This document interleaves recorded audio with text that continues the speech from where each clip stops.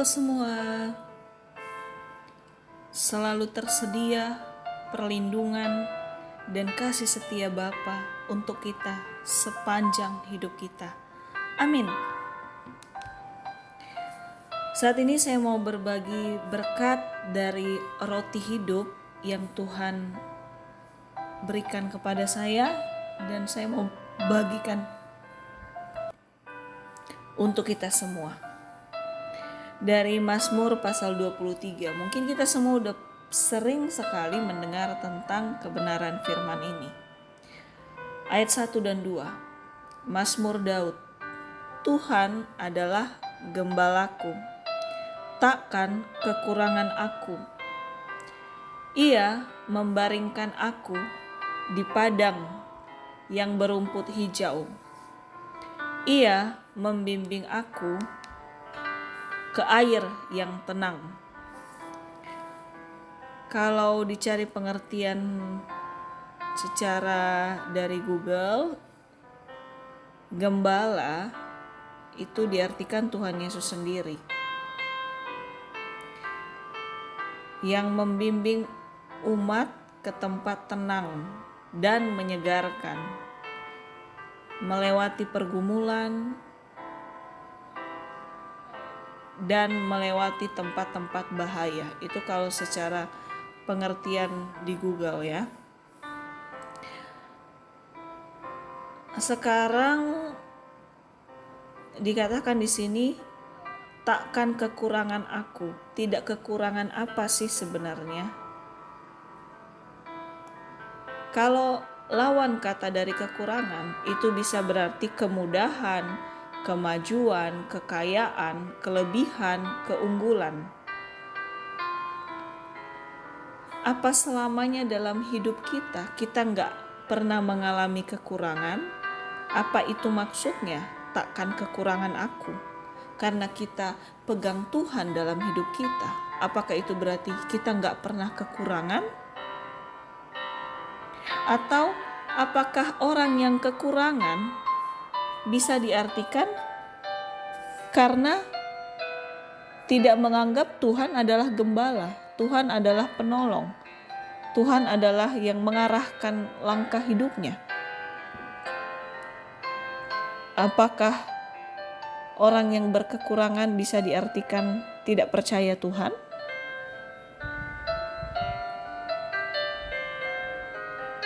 Tapi ada juga di firman, orang yang takut akan Tuhan tidak akan kekurangan makan atau tidak akan meminta-minta. Yang benar-benar takut akan Tuhan gak akan dibuat Tuhan jadi peminta-minta atau sampai susah makan. Jadi agak kontradiksi ya.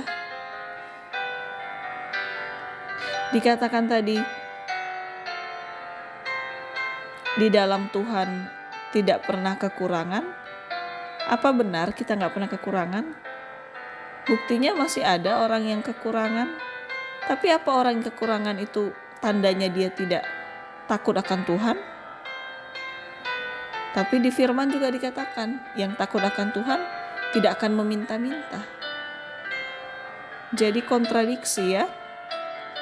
Tapi sebenarnya di sini bisa dimaksudkan ketika kita menempatkan Tuhan yang terutama atau gembala kita yang mengarahkan langkah hidup kita, sekalipun kita belum dalam keadaan berkelimpahan luar biasa atau tidak lebih jenius, tidak lebih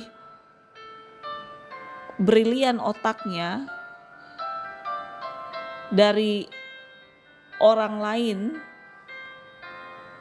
ibarat di atas langit masih ada langit, tapi yang maksudnya tidak akan kekurangan adalah Tuhan pasti mencukupkan apa yang kita perlukan atau apa yang terbaik untuk kita miliki atau alami menurut Tuhan. Karena ada di firman-Nya juga, Bapa akan memenuhi segala kebutuhan kita menurut kekayaan dan kemurahan-Nya. Tapi pada kenyataannya sering sekali kita nggak pernah merasa cukup. Nggak pernah merasa cukup dengan apa yang Tuhan izinkan untuk kita genggam, atau kita miliki, atau kita alami. Karena sering sekali manusia sangat suka membanding-bandingkan berkat atau apa yang Tuhan percayakan dalam hidupnya. Bisa membandingkan kepintaran, membandingkan kekuasaan, membandingkan kekayaan dengan orang lain. Ibarat rumput tetangga selalu lebih hijau. Jadi sifat membanding-bandingkan ini akan gampang terjebak dalam perasaan yang selalu merasa kurang dan kurang. Gak puas dan gak puas. Setelah merasa kurang, gak puas, ya sungut-sungut sama Tuhan jadinya. Setelah sungut-sungut, maka sangat gampang untuk jatuh dalam banyak pencobaan, dalam banyak godaan-godaan dunia atau godaan-godaan si iblis yang memanipulasi kebenaran karena merasa selalu kurang dan kurang dengan apa yang Tuhan sediakan.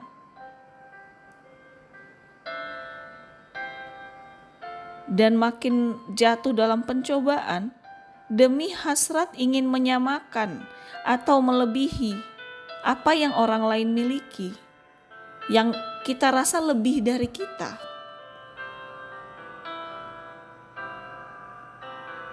Padahal kebenarannya Tuhan memberikan segala sesuatu berdasarkan apa yang kita butuhkan. Tidak selamanya apa yang kita perlukan, tapi apa yang benar-benar kita butuhkan. Dan sesuai dengan porsi kedewasaan iman kita, kedewasaan karakter kita, kedewasaan mental kita.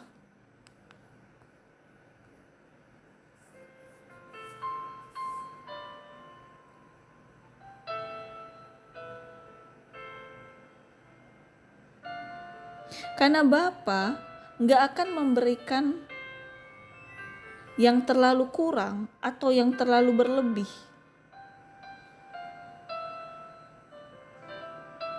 Jika mental atau kedewasaan kita belum siap. Karena nanti kalau terlalu berlebih dibanding daya tampung mental kita, sikap hati kita, itu bisa menjerumuskan kita kelak. Pasti bisa.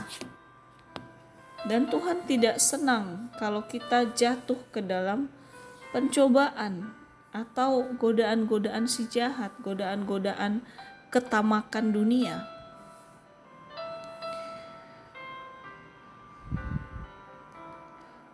Bukan berarti kita tidak boleh punya visi yang besar. Kita boleh punya visi yang besar, punya mimpi yang besar, punya keinginan yang besar. Itu gak apa-apa. Semasih cara menggapainya benar, halal, dan selalu meminta kehendak dan penyertaan Tuhan, enggak apa-apa. Silahkan semakin naik jabatan atau kekayaan atau apa yang dimiliki. Tapi poinnya bukan tentang seberapa banyak yang kita miliki atau seberapa banyak yang kita lalui. Tapi di sini poinnya, ketika kita berani berkata Tuhan adalah gembalaku, takkan kekurangan aku. Itu berarti kalau kita sungguh-sungguh mengakui dan percaya Bapa adalah Tuhan dalam hidup kita, Tuan dari perjalanan hidup kita.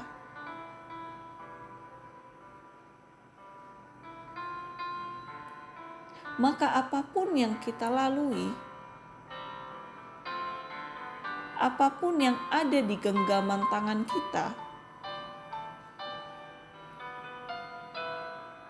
itu pasti cukup untuk kita. Tidak akan terlalu kurang dan tidak akan terlalu lebih juga.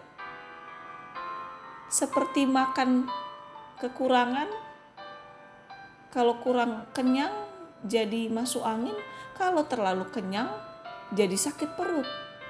Tuhan gak mau buat kayak gitu. Dia gak akan mempercayakan suatu hal atau memberkati setengah-setengah. Dia juga gak akan memberkati berlebih. Dia tahu kapasitas kita. Dia tahu kapasitas iman kita, kapasitas hati kita, kesiapan kita. Makanya kadang kalau dalam kacamata negatif, sering sekali sesama anak Tuhan sering sekali membanding-bandingkan dirinya. Kok saya jabatannya hanya ini, kok yang itu jabatannya cepat naik gajinya. Bukannya aku menyembah Tuhan, dia juga menyembah Tuhan, tapi kok beda? Karena kalau sama semua juga jabatan, itu gak ada seninya lagi. Masa semua orang pendeta? Masa semua orang dokter? Masa semua orang presiden? Masa semua orang anggota DPR? Masa semua orang polisi? Kan gak lucu juga. Jadi ngapain kita membanding-bandingkan? Kembali lagi, jangan pernah melihat diri kita berdasarkan kacamata dunia atau kacamata kita sendiri. Apa yang kita pegang saat ini, apa jabatan kita saat ini, apa yang Tuhan percayakan saat ini, itu yang terbaik untuk kita alami saat ini menurut Tuhan. Seperti kata Tuhan, cukuplah kasih karuniaku padamu. Tuhan mencukupkan, bukan memberikan yang overdosis. Karena kalau berkat overdosis, kita akan kecanduan sama berkat, bukan kecanduan sama Tuhan lagi.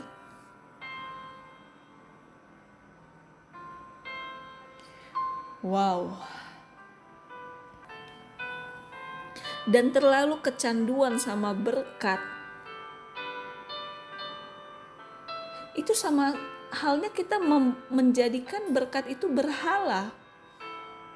Berhala itu sesuatu yang lebih kita cintai, yang lebih kita agungkan, yang lebih kita rindukan, yang lebih kita sembah lebih daripada Tuhan, yang lebih kita cari mati-matian lebih daripada Tuhan.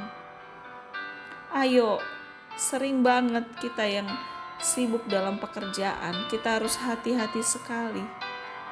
Jangan sampai saking kita tergila-gilanya makin naik jabatan, kita merindukan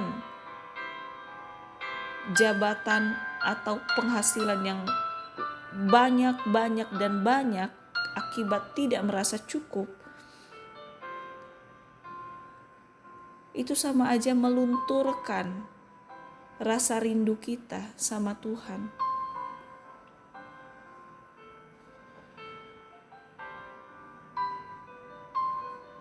Makanya ada Tuhan bilang jangan mengabdi pada dua tuan, Mamon atau Tuhan.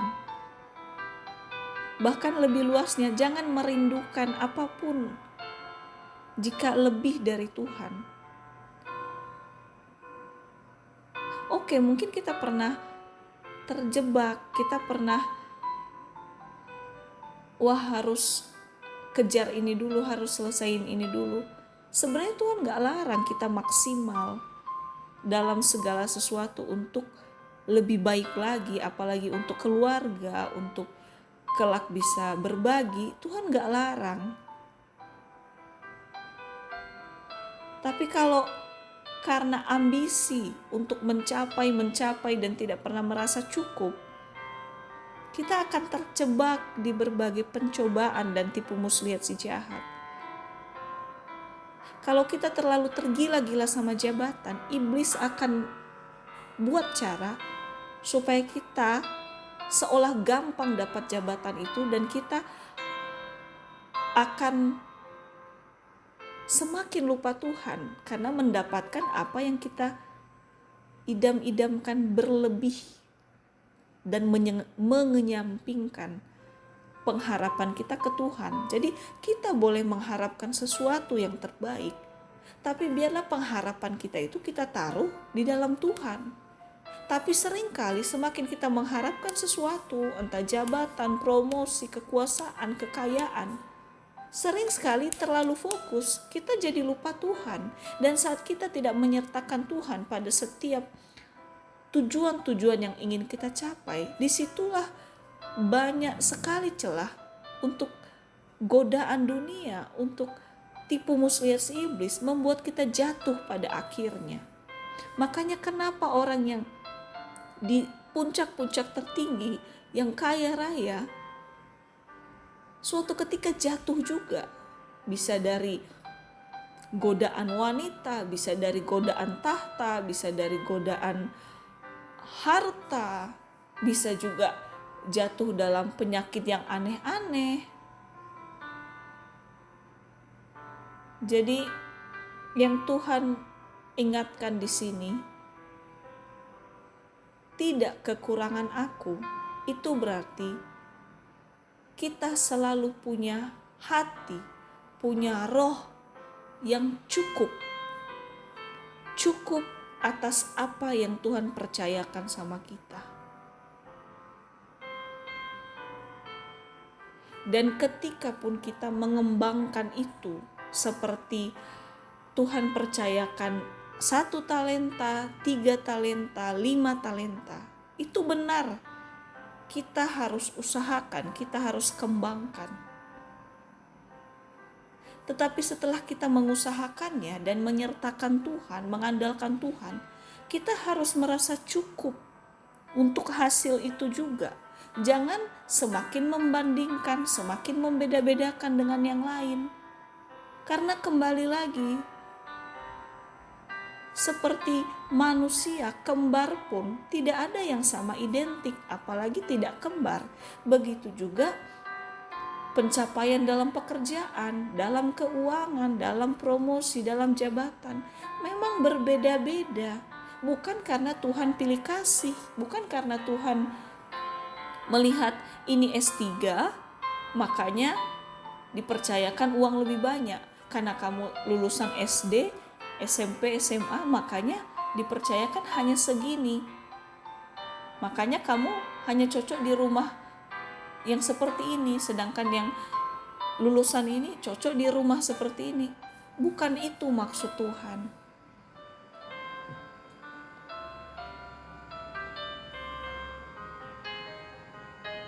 Dia tetap memberkati kita semua sama. Berkatnya tidak membeda-bedakan orang.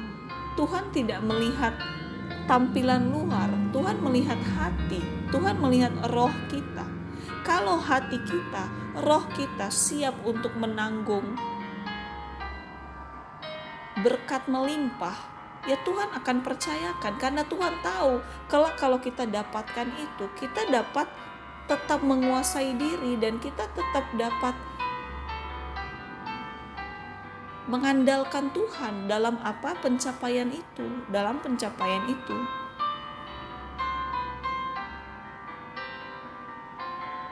Walaupun memang banyak yang tidak takut Tuhan, malah lebih kaya, lebih berkelimpahan, itu gak apa-apa.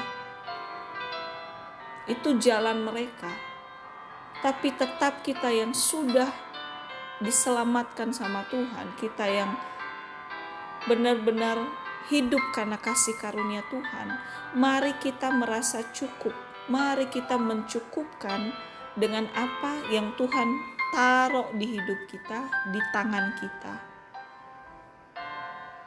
Dan ketika kita berjuang juga untuk semakin berhasil, tetap hati yang selalu merasa cukup itu kita pegang selalu.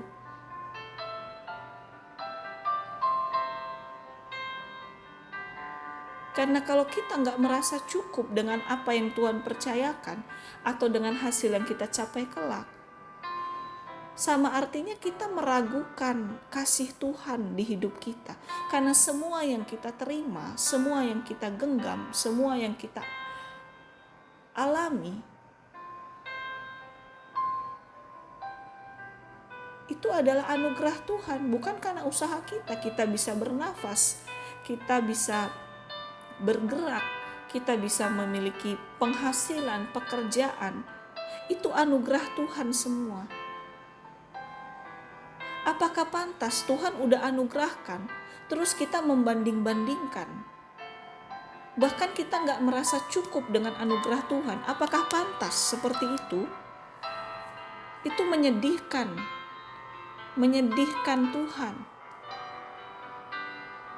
Ibarat kita orang tua, udah kasih sesuatu ke anak,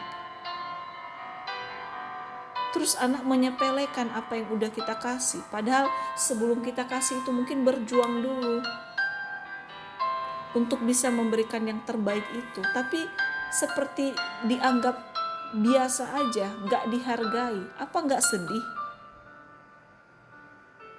Jadi ayo benar-benar saya juga ditegur di sini. Di dalam Tuhan, percaya aja kita gak akan kekurangan. Karena di dalam Tuhan kita terus merasa cukup dan mengucap syukur atas rasa cukup itu. Sehingga ketika kita mengucap syukur atas rasa cukup, maka Tuhan akan tambahkan lebih dan lebih lagi ke depannya. Sesuai dengan porsi kesiapan mental kita, hati kita, roh kita untuk menerima segala sesuatu itu ke depannya.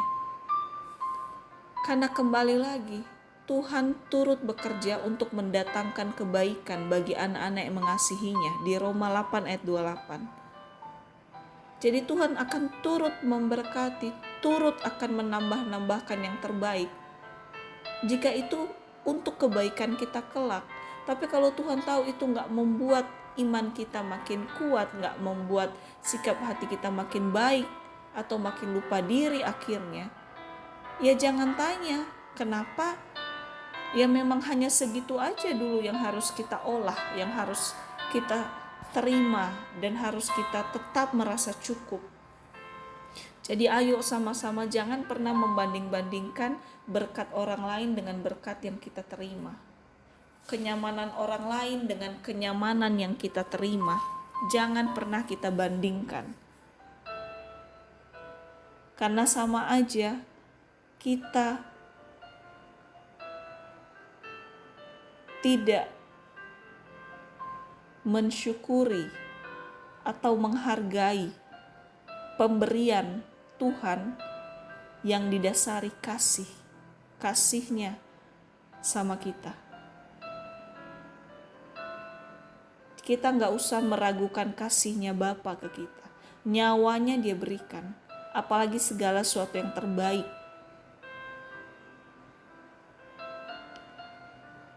Mari terus merasa cukup. Karena di dalam rasa cukup, di situ akan ada ucapan syukur. Dan di dalam ucapan syukur, hati Tuhan disenangkan dan segala yang terbaik, lebih dari yang kita butuhkan dan bayangkan, Dia pasti berikan buat kita. Kuncinya rasa cukup, gak usah membanding-bandingkan dengan yang lain. Seperti Tuhan gak pernah membanding-bandingkan kita dengan yang lain. Dia mengasihi aja.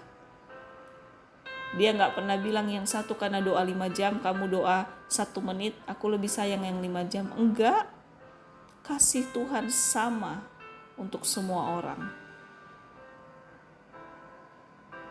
Kasih kita yang kadang naik turun, tapi marilah semakin naik ya kasih kita ke Tuhan. Amin. Haleluya. Terus di sini padang berumput hijau. Padang berumput hijau itu berbicara tentang kesempatan, sesuatu yang punya potensi menguntungkan, sesuatu yang akan menjanjikan kecukupan, kelimpahan.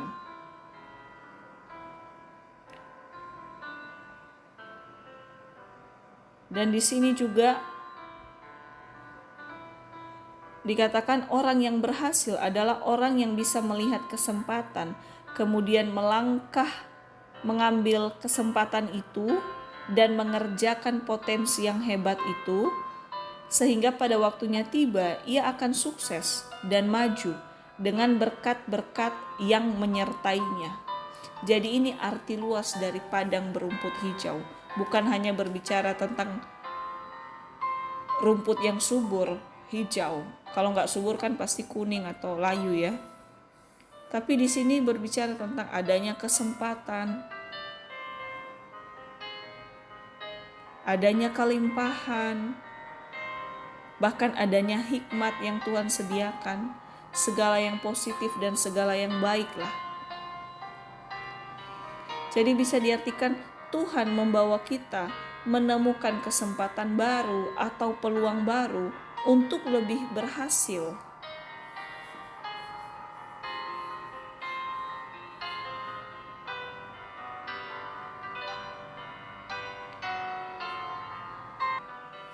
Jadi di sini kenapa baru dikatakan dia membawa kita ke padang yang berumput hijau setelah kita mengakui Tuhan adalah gembalaku, aku takkan kekurangan. Jadi setelah sikap hati kita, mental hati kita, mental iman kita sudah memiliki rasa cukup dan tidak merasa kekurangan, maka dia akan membawa kita ke padang yang berumput hijau. Dia akan membawa kita ke kesempatan yang lebih besar lagi, ke peluang-peluang yang lebih besar lagi untuk kita menerima berkatnya, menerima kemurahannya, menerima semua janji-janjinya. Dia akan bawa kita ke padang berumput hijau. Jadi mari kita jaga mental hati dan roh kita. Jangan sampai karena kita hanya melihat sekitar kita dan meremehkan apa yang Tuhan percayakan sama kita dan tidak merasa cukup, akhirnya kita nggak sampai ke padang berumput hijau tadi. Karena sebelum Tuhan bawa kita ke padang berumput hijau, ya kita harus merasa cukup dulu. Karena kalau satu berkat Tuhan kasih kita tidak bersyukur, tidak merasa cukup, maka 100.000 pun berkat kemudian kita tetap gak akan merasa cukup. Dan itu gak akan baik ujungnya. Jadi kenapa Tuhan mau kita punya hati yang merasa cukup dulu, hati yang bersyukur untuk apa yang Tuhan sediakan buat kita, dan tidak membanding-bandingkan berkatnya dengan berkat orang lain. Kalau kita sudah siap, hati kita sudah siap, mental hati kita udah siap dengan ucapan syukur, dengan merasa cukup, maka Tuhan akan membawa kita ke padang berumput hijau. Tuhan akan bawa kita ke terobosan yang baru, ke kesempatan yang baru, ke hikmat yang baru, pekerjaan yang baru. Hal-hal yang membuat kita lebih menikmati berkat kemurahan Tuhan, lebih menikmati kelimpahan dari Tuhan. Sehingga kita akan semakin merasa bersyukur dan semakin takjub malah dari hal kecil. Seperti Tuhan pernah bilang, setiap pada perkara kecil maka dipercaya perkara besar. Kalau pada hal simpel kita tetap merasa cukup dan mengucap syukur, maka Tuhan tambahkan hal yang lebih berlipat ganda ke depannya yang memberkati kita. Hati kita tetap akan rendah hati dan merasa cukup, tidak merasa kurang. Kalau masih merasa kurang, apalagi membanding-bandingkan, ya kita mentok di situ, nggak sampai ke padang berumput hijau. Jadi makanya kenapa kadang kok begini terus ya pekerjaan, kok nggak naik-naik ya, kok susah ya. Saya juga tertegur di situ. Saya juga sedang di dalam proses dalam pekerjaan, seperti mandek. Tapi mungkin ya hati saya yang merasa cukup masih diproses. Karena walaupun otak saya, bibir saya mengatakan terima kasih Tuhan, merasa cukup, tapi Tuhan tahu kedalaman hati kita, yang kita bahkan mungkin gak ngerti, tapi Tuhan tahu.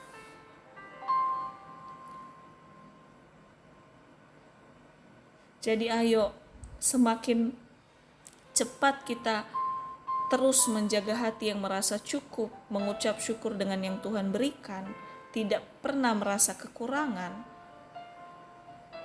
maka Tuhan akan bukakan kesempatan-kesempatan yang baru ke depannya.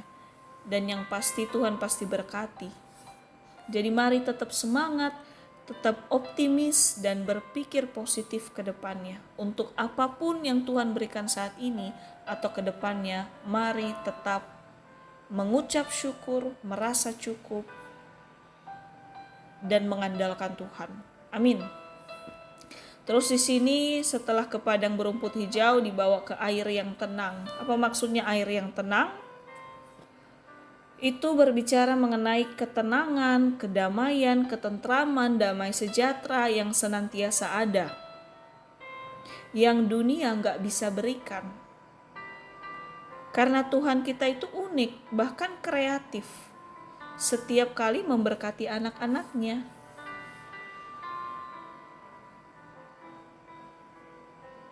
Jadi setelah hati kita merasa cukup dengan apa yang Tuhan anugerahkan, terus Tuhan mengarahkan ke kesempatan yang lebih besar lagi, ke berkat yang lebih double lagi. Setelah itu dia membawa kita ke air yang tenang.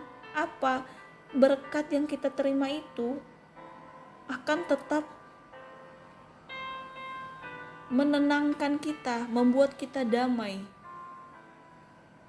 sejahtera. Tapi kalau hal-hal yang kita capai dengan tidak halal, dengan sikut sana sini, dengan melukai sana sini,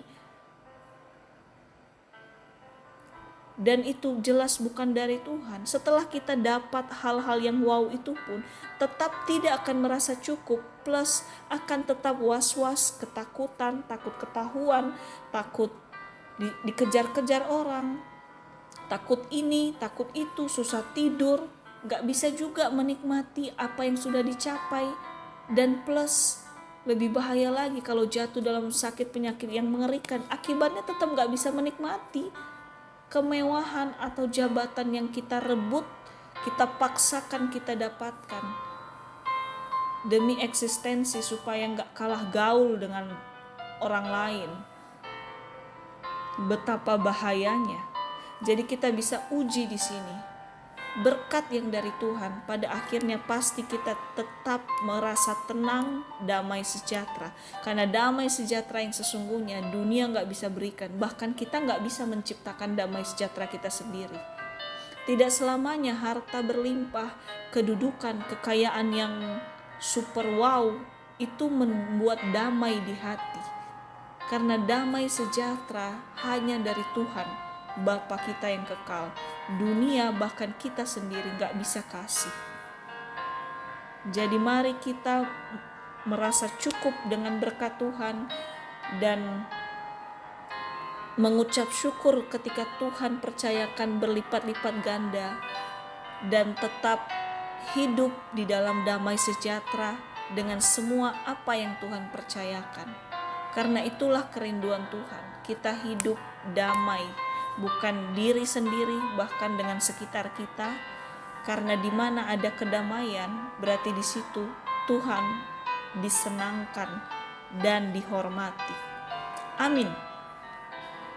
Terus di Mazmur 23 ayat 4. Sekalipun aku berjalan dalam lembah kekelaman, aku tidak takut bahaya, sebab Engkau besertaku. Gadamu dan tongkatmu itulah yang menghibur aku. Kalau secara pengertian, gada itu sejenis senjata pemukul besar. Dalam arti lain, gada juga berarti pemukul yang mempunyai duri-duri atau paku-paku di sisinya. Jadi bukan hanya alat pemukul ya. Alatnya ada duri-durinya atau paku, lebih tajam, bahaya. Dan di negara Inggris pada abad ke-17-an, gada itu artinya salah satu senjata utama di samping kapak, pedang, ataupun panah. Jadi gada ini berupa benda, bahkan benda tajam, benda pemukul dan tajam. Terus tongkat Kristus, kan tadi gadamu dan tongkatmu. Kalau tongkat Kristus itu diartikan tongkat kebenaran.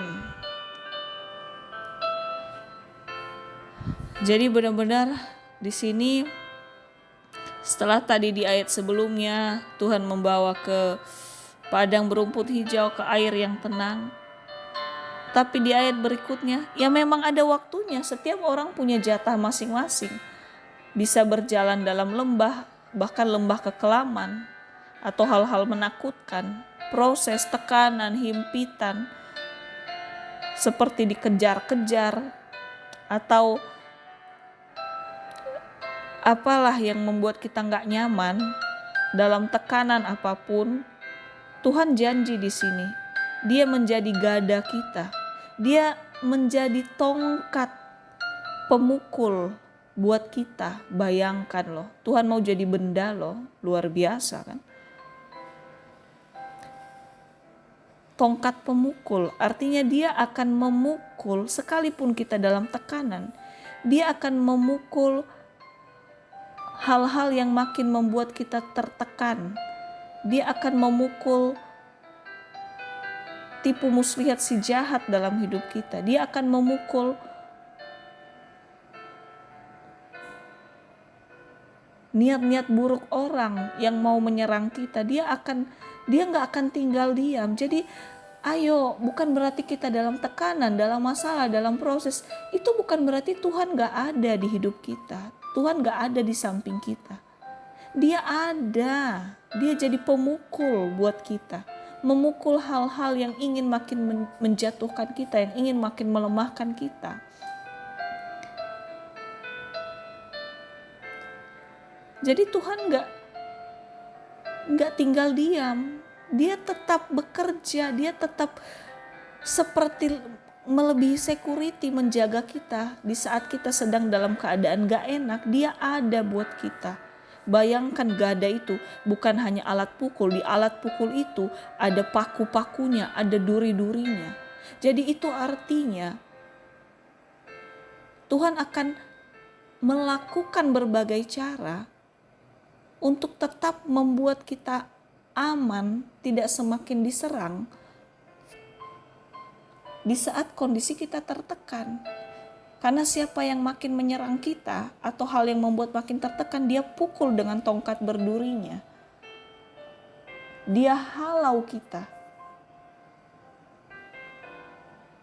untuk tidak makin tertekan atau terjatuh lebih dalam. Jadi jangan kita merasa di kondisi tertekan, di kondisi paling parah, jangan kita merasa itu sudah paling parah. No, mungkin aja baru level 1, tapi kita anggap level 10. Karena Tuhan akan berjuang supaya gak sampai level 10 penderitaan kita. Dia akan menggerakkan gadanya itu, tongkat berdurinya itu, untuk menghalau berbagai hal-hal yang makin menekan kita.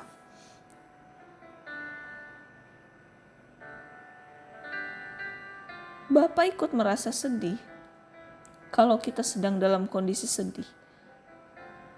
Karena hatinya kita itu Bapa juga yang ciptakan. Jadi Dia pasti merasakan.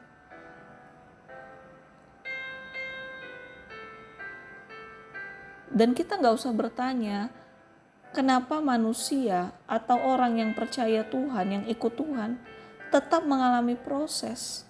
Gak usah bertanya, Yesus di dunia emang gak diproses? Bukan diproses lagi sampai mati di kayu salib. Jadi pernah ada pendeta yang kasih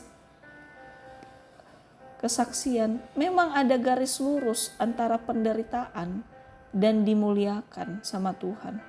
Setelah Yesus mengalami penderitaan dan taat sampai akhirnya Dia dimuliakan kan. Coba kalau Yesus tidak taat melewati penderitaan selama di bumi, bahkan jatuh ke dunia orang mati demi menyelamatkan kita, ya Dia gak akan dimuliakan juga oleh Bapa di surga. Jadi kalaupun kita harus melewati proses, tantangan,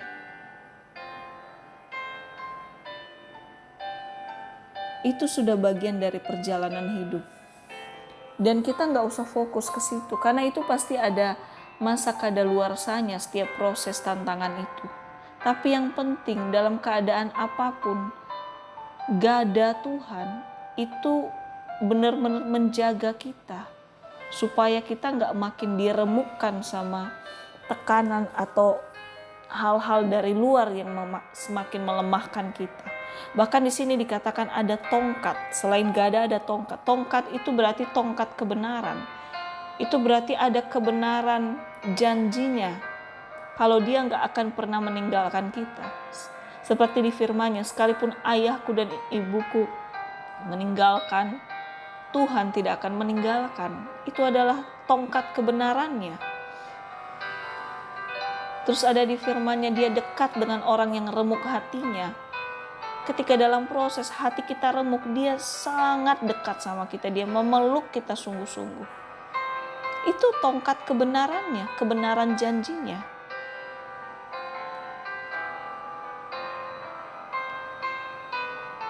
Dan apa tongkat kebenarannya? Ya dia rela mati buat kita, supaya kita bisa masuk surga dan memiliki hidup yang kekal. Amin. Jadi mari kita pegang gada dan tongkat Tuhan dalam hidup kita. Kebenaran-kebenarannya, itulah tongkat yang kita pegang. Jadi dalam kondisi apapun, kita gak akan dihancurkan atau ditenggelamkan sampai mati sama berbagai kekelaman, proses, tantangan, himpitan, apapun itu. Karena Tuhan selalu di sisi kita, di dalam kita, menguatkan kita. Amin. Haleluya. Terus di Mazmur 23 ayat 5. Engkau menyediakan hidangan bagiku di hadapan lawanku. Engkau mengurapi kepalaku dengan minyak. Pialaku penuh melimpah. Ini maksudnya apa ya? Hidangan udah kayak makanan aja ya. Jadi hidangan bisa diartikan di sini Tuhan selalu memberi atau menyediakan hidangan perlindungan, hidangan kekuatan, hidangan harapan baru, bahkan hidangan kasih-Nya yang sempurna kepada kita setiap detik, sekalipun sedang di hadapan musuh kitanya. Diartikan sekalipun kita sedang di hadapan tekanan, kita sedang di hadapan tantangan, di hadapan proses hidup, di hadapan kesakitan, kesesakan, kekelaman, lembah penderitaan. Sekalipun kita dalam kondisi itu, Tuhan sediakan hidangan kekuatan, perlindungan, harapan yang baru, bahkan kasih-Nya yang lebih dari hidup buat kita. Jadi kita gak usah merasa menanggung ini sendiri. Di balik rasa gak enak, ada hal enak yang Tuhan berikan detik itu juga. Kalau kita mau menaruh kepercayaan, berserah aja sama Tuhan, tersungkur aja dalam pelukan Tuhan, maka kita dapat mencicipi hidangan perlindungan, hidangan kekuatan, hidangan janjinya, hidangan kasih-Nya, hidangan harapan baru. Di tengah lembah kekelaman sekelam-kelam apapun, kita bisa mencicipi hidangan itu. Betapa baiknya Bapa tetap menyediakan apa yang terbaik untuk kita. Sekalipun kita harus melewati proses atau tantangan. Wow.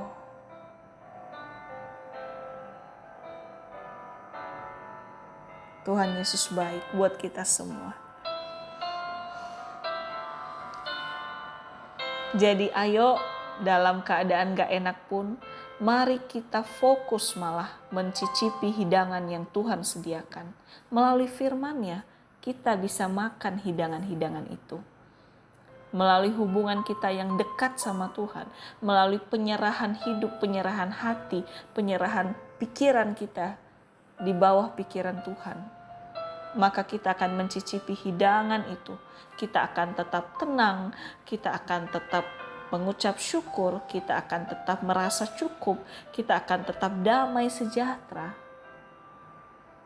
di tengah di hadapan lawan kita, di hadapan proses atau himpitan atau lembah kekelaman sekalipun. Tuhan memberi kita hidangan lezat yang dunia, bahkan kita sendiri gak bisa menciptakan itu. Kekuatan yang dari Tuhan, dunia gak bisa kasih.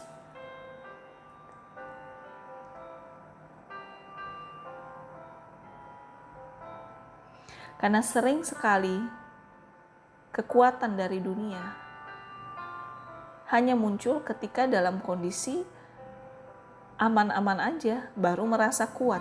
Tapi kekuatan dari Tuhan tetap bisa ada ketika pun dalam kekelaman, ketika pun dalam tekanan apapun. Kekuatannya itu nyata, pasti menguatkan kita.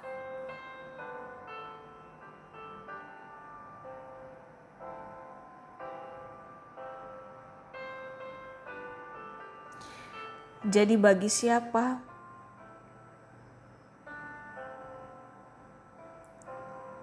yang tekun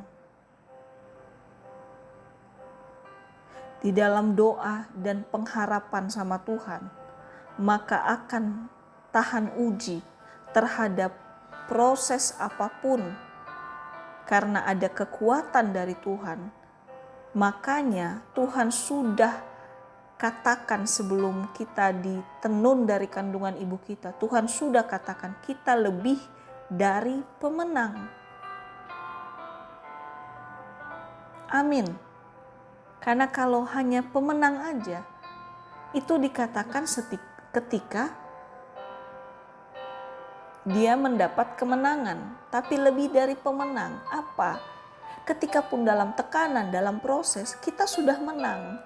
Karena ada hidangan kekuatannya, ada hidangan harapan baru, kita sudah menang. Makanya kita dikatakan lebih dari pemenang. Bukan kita selesai diproses dulu, bukan kita selesai dari lembah kekelaman dulu, bukan kita selesai dari kesesakan dulu, baru kita merasa menang. Enggak. Ketika dalam lembah kekelaman, dalam tekanan, proses, himpitan, kesesakan, malapetaka, apapun yang gak enak, kita sudah menang. Karena ada kekuatan Tuhan yang kita terima. Apakah kekuatan Tuhan itu kalah? Enggak kan? Jadi kalau kita terima, kita imani, kita nikmati kekuatan hidangan yang Tuhan kasih, kekuatan hidangan harapan baru yang Tuhan kasih, kekuatan hidangan kasih-Nya yang Tuhan selalu kasih buat kita. Apakah kekuatan Tuhan bisa kalah sama masalah? Kekuatan Tuhan bisa kalah sama tekanan, himpitan, atau apapun? Adakah yang lebih kuat dari Tuhan? Hello? Gak ada yang lebih besar dari kasih Tuhan. Gak ada yang lebih besar dari kekuatan Tuhan. Gak ada yang lebih besar dari harapan yang Tuhan kasih. Jadi itu sudah cukup bukti nyata. Mari kita menari. Bahkan menari loh. Di tengah duri masalah, duri tekanan, duri kesesakan. Karena kekuatannya lebih besar dari duri masalah kita, dari duri tantangan, dari duri lembah kekelaman kita. Lebih besar kekuatannya. Makanya kita lebih dari pemenang. Sudah menang ketika pun masih dalam proses. Amin, karena Tuhanlah kita lebih dari pemenang. Amin. Di ayat terakhir, kebajikan dan kemurahan belaka akan mengikuti aku seumur hidupku, dan aku akan diam dalam rumah Tuhan sepanjang masa. Wow, kebajikan dan kemurahan belaka akan mengikuti aku. Jadi ibarat dikatakan kemurahan belaka, ya karena gampang banget Tuhan kasih kemurahan dan kebaikannya buat kita. Jadi kita gak usah kayak pengemis berharap dikasihi sama Tuhan,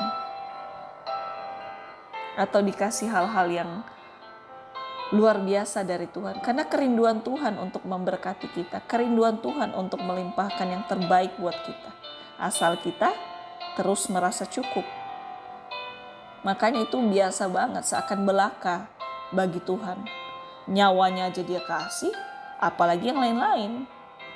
Jadi biarlah seumur hidup kita diam dalam rumah Tuhan. Kita diam di dalam takut akan Tuhan. Kita diam di dalam menghormati Tuhan.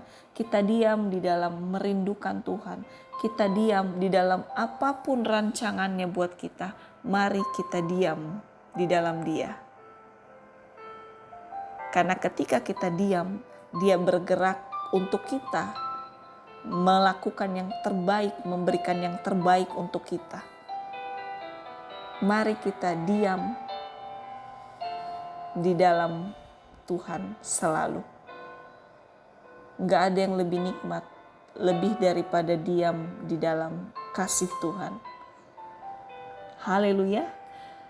Biarlah hikmat, kemurahan, dan gairah yang terus di dalam Tuhan itu terus bertumbuh untuk kita semua.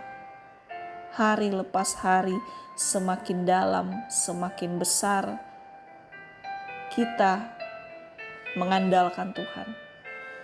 Tuhan Yesus memberkati, selalu ada harapan di dalam Tuhan.